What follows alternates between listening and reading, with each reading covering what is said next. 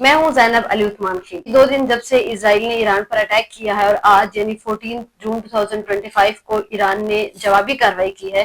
حیرت کی بات یہ بھی ہے کہ جب ایران اسرائیل پر دوبارہ اٹیک کر رہا ہے، جارڈن کہہ رہا ہے کہ ہمارے ایئر اسپیس میں سے ایران کے میزائل نہیں گزر سکتے، کیونکہ ان کا کہنا ہے کہ ہمارے اپنے لوگوں کو نقصان پہنچ سکتا ہے، میزائل جو ہے ہماری کنٹری میں گر سکتے ہیں۔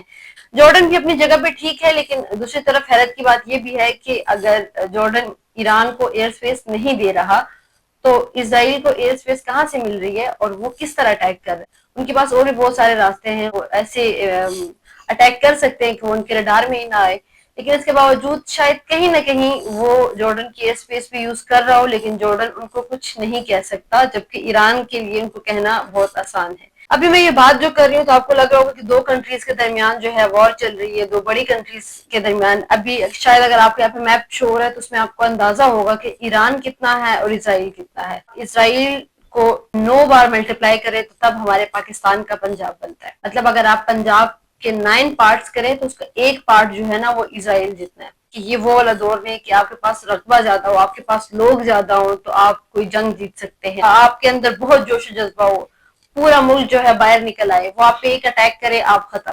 یہ سب باتیں تو ہیں، لیکن سوچنے والی بات یہ ہے کہ اسرائیل نے کیسے ایران پر اٹیک کیا، اور خاص طور پر ان جگہوں پر اٹیک کیا جہاں پر ان کے نیوکلیئر پاور پلانٹ اس پہ کام چل رہا تھا، ان کے خاص لوگوں کو شہید کیا گیا۔ ان کو کیسے معلوم تھا کہ وہ لوگ وہاں پہ موجود ہیں؟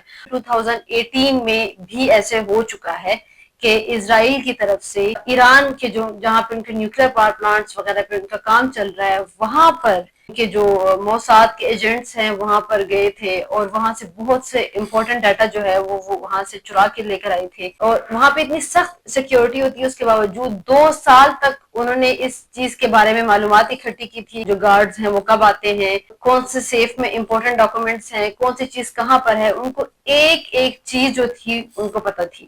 ان کے پاس کوئی 6 گھنٹے اور میرے خیال سے 30-25 منٹ تھے جس میں انہوں نے سارا کام کرنا تھا۔ انہوں نے اس میں دروازے بھی توڑے، انہوں نے اس میں سے امپورٹنٹ ڈیٹا بھی لیا، اور انہی ڈاکومنٹس میں 2 سائنٹسٹ کے جو نام لکھے ہوئے تھے جن کو بعد میں قتل کیا گیا، سارا ڈیٹا ان کے پاس تھا۔ اور جب ایران کو پھر بعد میں پتہ لگا، اگلی صبح آئے گارڈ وغیرہ، انہوں نے دیکھا دروازے سب کچھ کھلے ہوئے، اس کے بعد آپریشن بھی کیا گیا کہ ان لوگوں کو ڈھونڈا جائے جو اس میں انوالو تھے، لیکن کچھ بھی نہیں ہو سکا۔ کچھ رپورٹ تو یہ بھی کہتی ہیں کہ جو ایجنٹس تھے وہ اس میں سے 2 ایرانی بھی تھے۔ تو جب میر جعفر اور میر صادق جیسے لوگ کسی ملک میں ہو، کسی جگہ پر ہو، کوئی خبر باہر نہیں جا سکتی جب تک اندر سے آپ کو کوئی انفارمیشن نہ مل رہی ہو۔ یہ چیز تو ہمیں ماننی پڑے گی کہ ایران میں جوش و جذبہ تو شاید بہت ہو، لیکن ان کی انٹیلیجنس جو ہے وہ بہت زیادہ ویک ہے ایز کمپیئر ٹو اسرائیل۔ اسرائیل کی انٹیلیجنس بہت اسٹرانگ ہے، ان کو ایک ایک چیز کا پتہ ہوتا ہے۔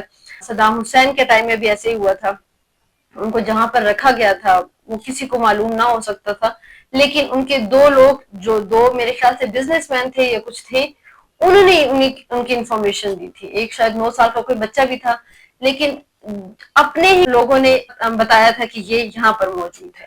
تو جب تک آپ کو اندر سے معلومات نہ مل رہی ہوں، جب تک آپ کو اندر سے ہیلپ نہ مل رہی ہو، کچھ بھی نہیں ہو سکتا۔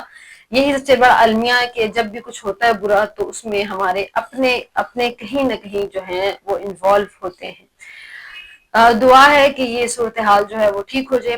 پاکستان جو ہے وہ ایران کے ساتھ کھڑا ہے۔ درمیان میں کچھ لوگ ایسے ہیں، میں دیکھ رہی تھی یہ فیس بک، انسٹاگرام وغیرہ پہ، کہ کچھ لوگوں نے ایسی چیزیں بولی تھی جو اس ٹائم نہیں بولنی چاہیے۔ جس طرح لوگ کہتے ہیں ڈیوائیڈ اینڈ رول، تو وہی کہیں کہیں پہ وہی بھی ہمیں دیکھنے کو ملتا ہے۔ اور دعا ہے کہ یہ ساری صورتحال جو ہے ٹھیک ہو، نہ صرف ایران اسرائیل کی جنگ ختم ہو بلکہ پوری دنیا میں امن ہو۔ اللہ پامان۔